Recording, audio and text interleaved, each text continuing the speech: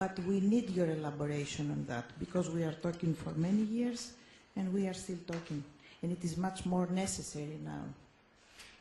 The challenge from my perspective is that we run organisations too much on the basis of the assumption that everybody knows A, what's going on, B, what we should be doing. And hence the experience at UBS, where we made it absolutely explicit to senior leaders, this is your responsibility in terms of the development of people. And I've spoken to senior leaders in other organisations and say, so what do you think you should be doing day to day to develop the performance of people? And the range of answers that you get is colossal. That there are probably 10% of people who naturally get this. But you cannot run an effective organisation that becomes world-class on the basis of 10% of leaders getting it and 90% of leaders not having a clue. So therefore the question is, how do you get that other 90% at least in some way involved? And I think it's about clarity of responsibility. It's about having a clear idea of where you're going and then being given the tools to do it. So how can we ask our people to act as entrepreneurs at the same times where they are not allowed to do mistakes because they are going to be punished? Meanwhile, entrepreneurship allows mistakes. Yes. Okay. And that's, I believe, the challenge of entrepreneurial leadership within the corporate world.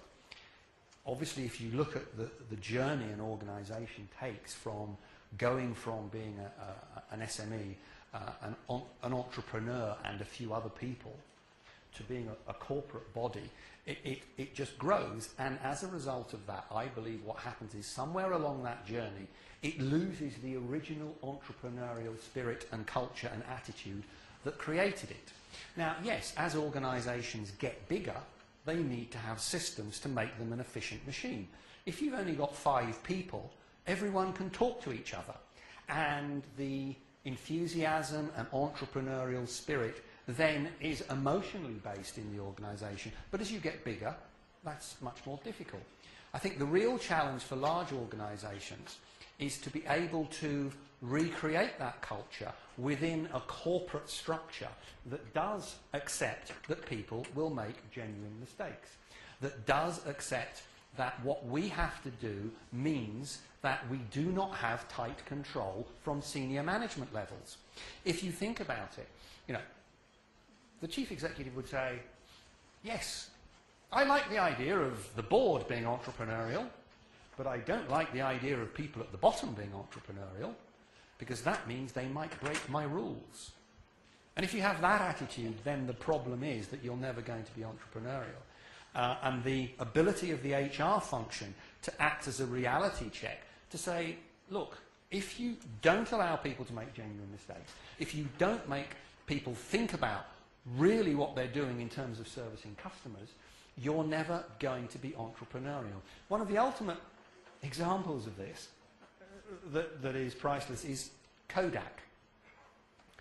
Kodak created modern photography. Kodak was innovative, created, led the development of the whole industry, created the first digital camera in 1975. And then, do you know what? The customers of Kodak had the cheek to turn around and say, we don't want film anymore, we want digital. But Kodak, of course, as many senior executives do, started believing their own advertising. And they said to the customers, no, we know best. You don't know. You will have film.